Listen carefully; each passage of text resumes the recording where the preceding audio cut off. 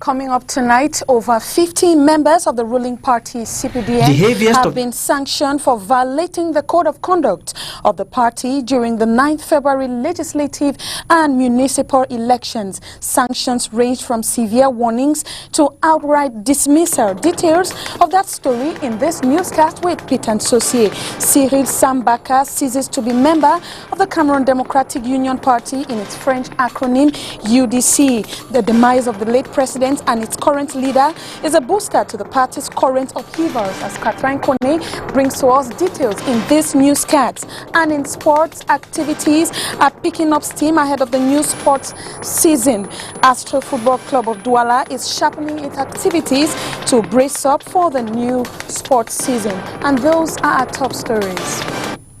Good evening, ladies and gentlemen. Thanks for joining the 6 p.m. newscast on Spectrum Television. I am Josephine Bindzi. As announced in the headlines, the ruling party of the country, the Cameroon's People Democratic Movement, has sanctioned over 50 members across the country for acts of indiscipline recorded during the twin elections of February 9, 2020. The punishments range from severe warnings to outright dismissals. Peter Nsosie with details.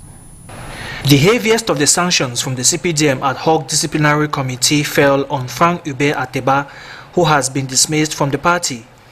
The victim had earlier claimed that he resigned from the governing party to join the Cameroon Democratic Party.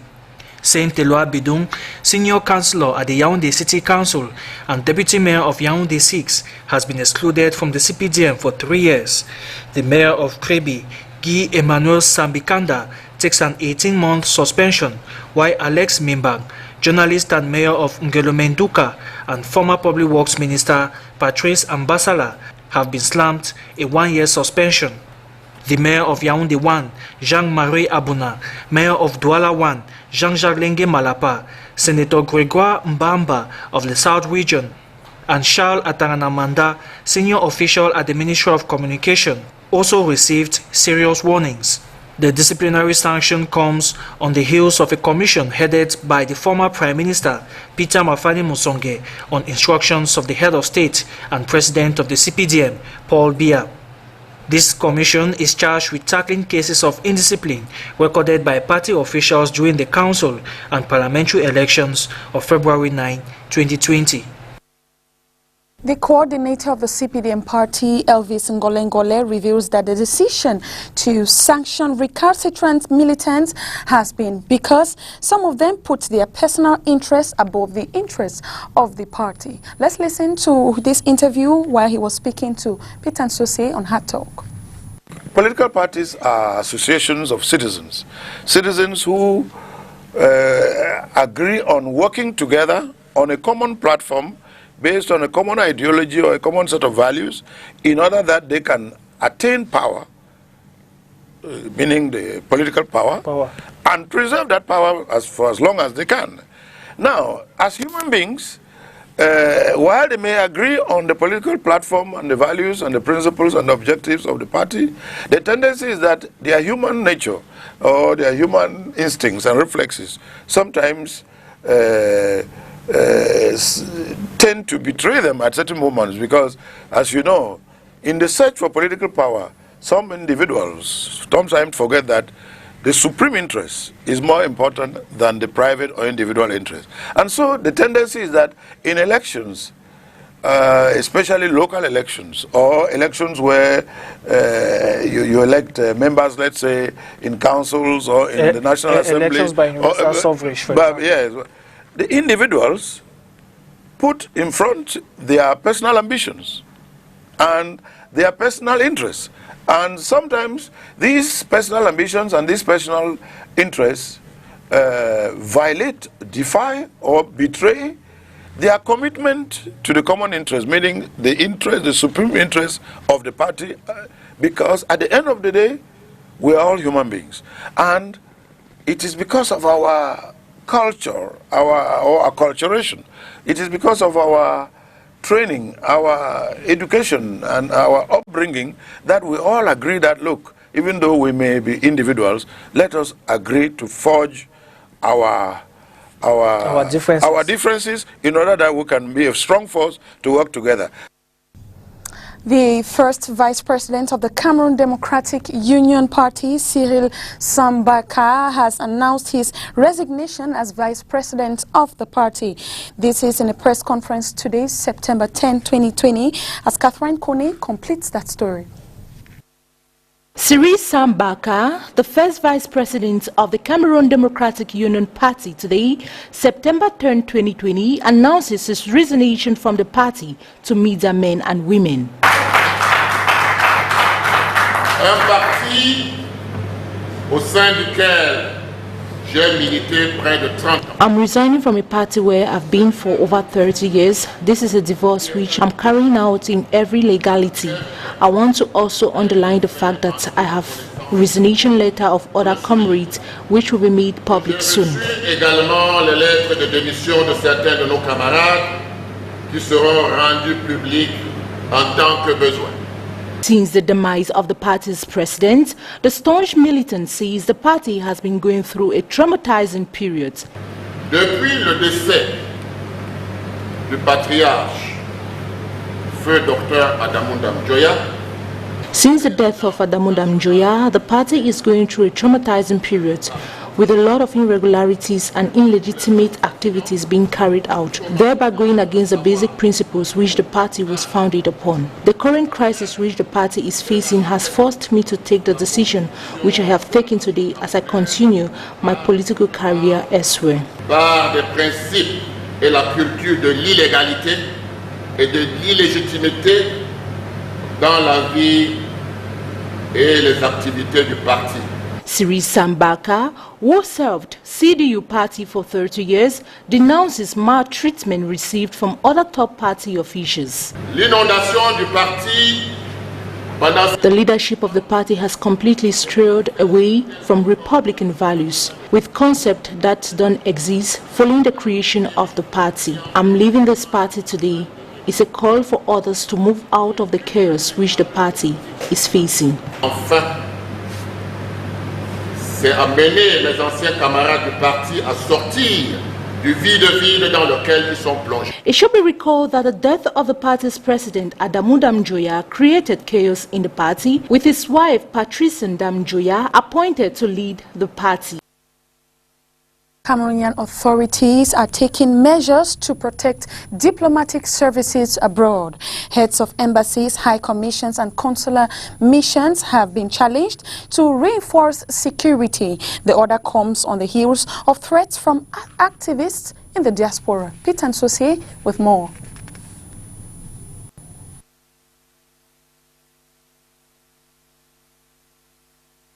In a statement signed by the Minister Delegate at the Ministry of External Relations in charge of relations with the Islamic world, Adum Gagum, heads of embassies, high commissions and consular services have been charged to take precautions against any attack on Cameroon's diplomatic services.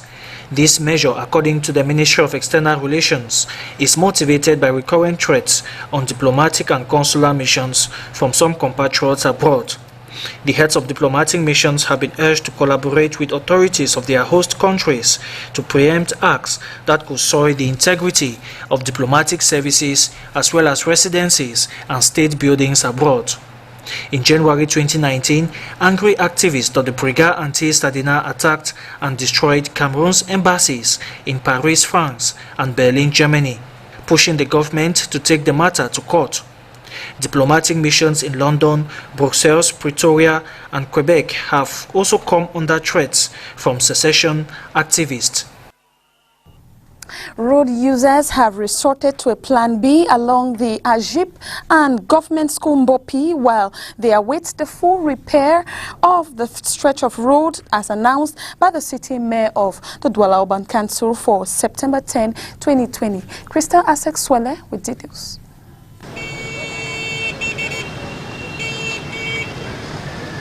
This is the stretch of road along the crossroads of Ajib and Government School Mbopi in the Douala 1 municipality. Here, the population has resolved to going about their businesses on foot due to the deplorable state of roads causing traffic, hence making movement difficult for road users. In a press release by the Douala City Council, Roger Bassandine, yesterday, he states that rehabilitation works on the stretch of road will begin today, September 10, 2020, and end after 30 days. Looking at the situation, works are yet to commence. To me, I consider this as an entanglement from the authorities because this stretch of road has been rehabilitated time without number. Announcements have been made already. My satisfaction will be met only when the works will be completed. However, deviation signboards of the construction company assigned to carry out this project are visible, creating a lot of hope for the population. The population will be relieved a little bit from the floods that always occur here, making traffic flow difficult for road users. It will bring some relief to the population, which is already suffering from the present traffic. It is worth mentioning that this rehabilitation of roads fall in line within the framework of the City Council's maintenance of certain stretch of roads in the economic capital city Douala, as stated in the mayor's press release.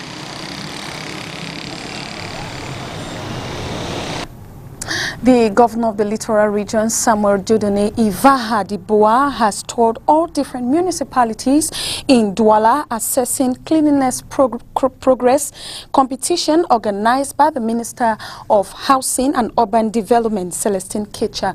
We have details with you, Oni Ladonet.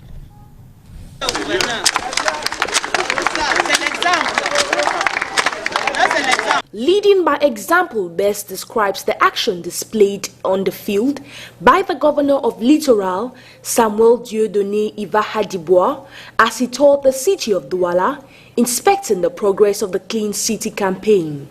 Yes, I would say that at the level, there's no way to see how to dig the water. So, with the mayor, we have planned to work to give way to the water so that if there is a house constructed in this place, we have to break it and to make the water have the way. So we are going to work very hard at that level because population cannot do that work. So the mayor and the ministry in charge of housing, we are going to make effort so that the place will be clean. The governor appreciated the efforts put in by the mayor and the population of Douala too. Hygiene and sanitation campaign is concerned. We can say that at the level of Douala 2, we have the population of Kolmitakwata who are working very well. They have worked in this dig since 2 or 3 weeks. Every Wednesday and Thursday, they are coming to make this place be clean so that water can go without any obstacle. So we are congratulating them and asking the other people to follow this example.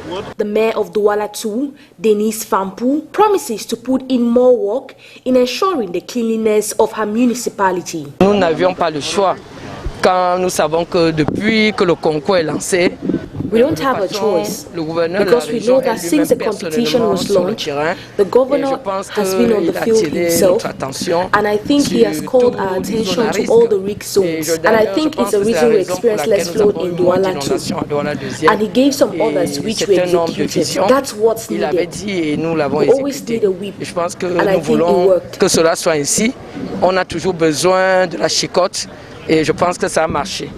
The governor continued his tour to the other 4 municipalities in the city of Douala.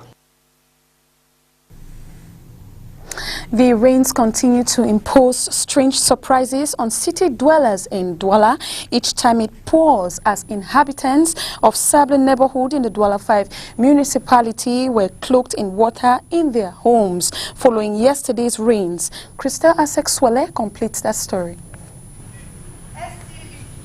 The rains continue to dictate their laws in the city of Douala. The population of Sable in the Douala 5 municipality found their feet and homes submerged in water in the early hours of today following yesterday's rain. The inhabitants of this neighborhood recount their ordeal. Oui, la pluie a commencé aux environs de 3h45. At about 3:45 a.m., we noticed that the level of water was high, and as the rains came down pouring, water kept increasing. There are people who were victims from the previous flood. Il y a des gens où l'eau a atteint déjà les 1 mètre et 1,50, quelque chose comme ça. They blamed the situation to the poorly constructed drainage system of this neighborhood and the construction of some houses on these drainage systems, making it impossible for water to run through. Le drain qui ne passe pas depuis. Le pont qu'on a arrangé, on a fait. The drainage is blocked. The bridge built at Bonamoussadi is not well constructed. The least downpour causes flood. C'est très mauvais. Moins de pluie, il y a inondation. Également, un autre drain qui doit partir de ce vers. Normally, there is another drainage system that's supposed to continue from here to that other side. But people have built on these drainages, which causes all those floods. Problèmes que nous vivons ici. La grande inondation du 21 août, le gouvernement devait faire quelque chose pour venir drainer. On ne draine pas. After the floods of August 21, the government was supposed to come drain these drainage systems, and the waters from Isoke all converge here. Tout ça se déverse à sable. On va faire comment? On ne peut pas s'en sortir comme ça. The situation is one of many others faced by the Douala city dwellers during this rainy season. As we remember that of August 21, which triggered the authorities to take certain strict measures, one of them includes the destruction of properties and constructions in swampy areas and weak zones, a decision taken by the mayor of Douala 5, whose execution is still pending. The driving license project that was initiated in 2018 by the National Union of Operators Driving Schools in Cameroon, where 5,000 francs were paid as registration fee. This project received several backlash from clandestine driving school owners, as Oniladonet tells us in her report. Securing transport documents and protecting the duration of training in registered driving schools is the reason for creating an online platform by the National Union of Operators Driving Schools in Cameroon. L'inscription en ligne, ça sert à quoi? Ça veut dire que quand vous arrivez dans une auto-école, vous vous inscrivez. L'auto-école agréée vous inscrit. When one gets to a driving school, the registered driving school will register the candidate on the platform under the Ministry of Transport. It means we are telling the Ministry of Transport that this person has decided to start training today, and the platform registers the date of registration and programs the date for exams. And the candidate receives a message in his phone which indicates he's registered to a particular driving school. Dans son téléphone que vous venez de vous inscrire à l'auto-école. The creation of this online platform has given rise to various controversies from clandestine driving schools who consider the action a threat to their business. On avait demandé que le candidat, une fois que vous inscrivez à l'auto-école, vous payez 5 000 francs pour l'inscription en ligne. Et donc ça. We asked that candidates should pay 5,000 francs for online registration. It became an issue. A lot of lies were spread around by unscrupulous civil servants and more from operators of clandestine driving schools. The online registration would have been destroyed their evil intentions, so they had to do everything to stop online registration. Il fallait donc tout faire pour bloquer l'inscription en ligne. The cost of registration was lifted off candidates as the state took charge of the registration fee. Alors, l'État donc a supprimé le paiement. The state removed the payment and kept the online registration. The state took it upon itself to pay the operators. But with that, we've lost services that were offered from the online registrations when candidates paid themselves. We had access to a delivery man who created the training program and every detail of the training sessions. Et le volume horaire et tous les détails de la formation, que ce soit pratique ou théorique. Although these online registrations are still on, the act of registering candidates from clandestine driving schools through registered driving school is considered illegal. To our international page where we talk coronavirus vaccines. The clinical trial of one of the most promising vaccines for the coronavirus has been halted after some of the participants fell ill. However, scientists say there may be a link between the vaccine and the participants' illness. Details with the VOA. Pharmaceutical firm AstraZeneca announced the pause of the trial Wednesday after one of the British participants fell ill, reportedly with transverse myelitis, inflammation of the spinal cord. The participant is expected to recover. The coronavirus vaccine developed by AstraZeneca and Oxford University is seen as one of the most promising of dozens under development around the world.